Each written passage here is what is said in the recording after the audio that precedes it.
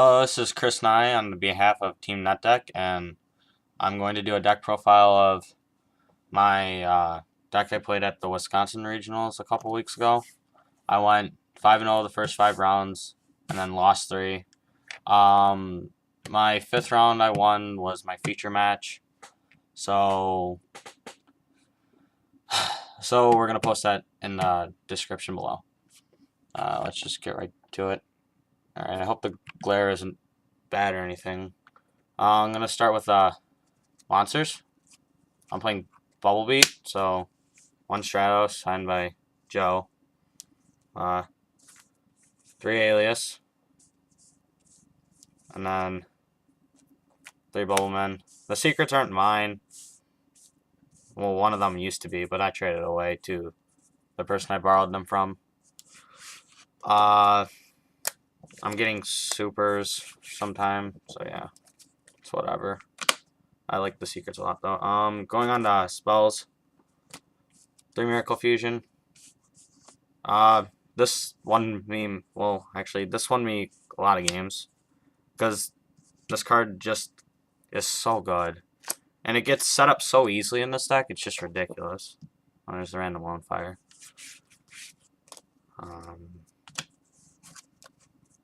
Three calls. You play 3 because you're constantly searching the Bubble Man. So you set all your back row, search a Bubble Man, special it, and then if you have more than one, you just keep specialing this guy off of the calls, and then exceeding.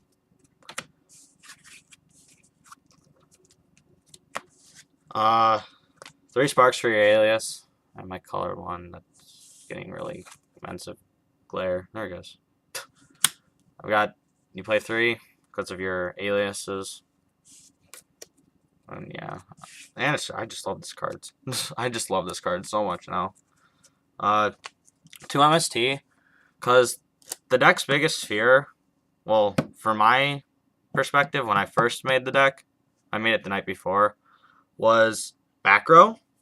And this just clears out back row easily, it just 1 by 1, so it can't get starlighted or anything, which is nice. So it helps actually a lot in the right position. Like sometimes I'll draw it off of the spark, MST a back row, and then if it's something really good, I just proceed to go off and do damage. 3 Potted Duality. The deck does. No, wait, that's the wrong one. The deck does special summon a lot, but it's more of like that first turn kind of thing. You know what I mean? Just use it first turn. It gets you towards your Stratoses if you don't have an E-Call or the Stratos in your hand. And it also gets you like other good cards like your traps and other spells that you might need at the time. Staples, Heavy Storm. Well, Rhoda's a staple for this deck. I just consider it a staple in general. Monster Reborn, Book, and Dark Hole. So basically 4 staples in the Rhoda. Moving on to traps. We have the Solemn Brigade. So that's just standard. That's basically the new your new, I don't know, I forgot. It's just basically standard stuff that you use. 1 Mirror Force, and then 2 Torrential. I played 2 Torrential. There's the second one. I'm getting months of glare for some reason. I played 2 because I thought I was going to see a lot of Inzectors, but instead I played a lot of Chaos Dragons. I played 3 that day, and it just, by the end of the day, I was just sick and tired of that deck. 2 Hero Blasts. This card just fucking it's fantastic. I love this card so much. You have your alias in the graveyard, and you add it back, and you blow up a monster with 1900 or less. So this card's amazing against Inzectors, Wind-Ups, X-Sabers, like anything. It's just so good. And then it adds the alias to your hand on top of that. And also, one thing I learned is you can use Gemini Spark, and it sends the alias to the graveyard, and for cost. So if it's like Solemn Judgment or Logiad or something like that, after that you can still flip. You can flip these 2 cards in the same chain because he's getting tributed and sent to the graveyard, and then you flip this, add it to your hand and stuff. It's just Hero Blast is just a fantastic card. All overall, I love it so much. 2 bottomless. I played 1 windups there, and all 3 games I opened both of my bottomless, and just got rid of their hunters and stuff, and it was fantastic. And bottomless was just like MVP card of the day, no joke. I love this card so much. 2 Starlight. Since basically the deck, even though it doesn't play as many traps as Hero Stun, it still plays. You still have to set your whole hand to get your Bubble Man plays off, and if you don't use some of the spells, you can just get heavied, and that kind of hurts you. And so having 2 Starlights is good. I didn't draw. I drew this one the most, and sometimes at times I didn't need it at all. And then the 2 random cards. 1 Dark Bribe for just those major spell and trap cards. It saved me against Axe Sabers and just a lot of things. D-Prison, I want to try bumping it up to 2 because I didn't see 1 a lot. I barely saw the card, and when I did see it, I didn't really need it.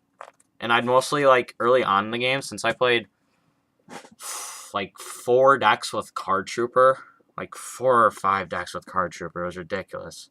I think 4, though. I just ended up using it against the Card Trooper so early, so, yeah. Moving on to Extra Deck. I'm going to start with the fusions first. So, standard, triple Shining. It's just, he's the big guy of the Elemental Hero fusions right now. These are 2 secrets, and that's the Ultra. You can see the Ultra more than the secrets. He's the big guy. You normally go into him or Zero in this deck, but yeah, he's fantastic. Let me put those here. 2 Nova Master. I'm probably, when I get my more extra deck cards, which would be Excalibur when that comes out, and I don't know if I'm going to play Escrado. I'm most likely going to. I'm probably going to move him to 1. I only went into him once, and that was against Dino Rabbit. That was the only deck. That's like the only deck this card's used against, and I don't know. 2 isn't really that good, seeming as I don't play Evocator or anything like that. 1 Gaia. He's so useless. He's my least favorite here. Where the hell's my Tornado? Well, fuck. Oh,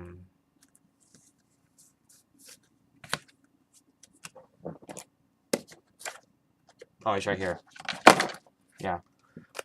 These are 2 single ones. I'm just gonna put them together. Gaia, he is shit. I don't want to ever play him again. I hate him so much. I didn't go into him once because there's only 1 card I can go into him with, and he's just better in Hero Stun because you've got the Barbaros, but this card's just, I hate it. It's like my least favorite fusion.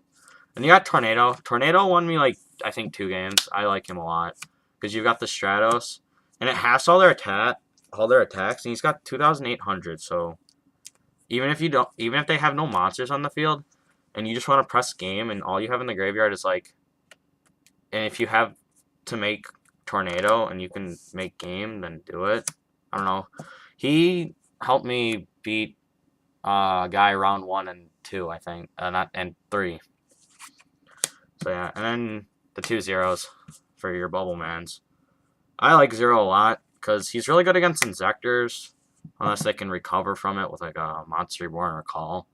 But otherwise that, he's really good also against Chaos Dragons, because Chaos Dragons get really big guys.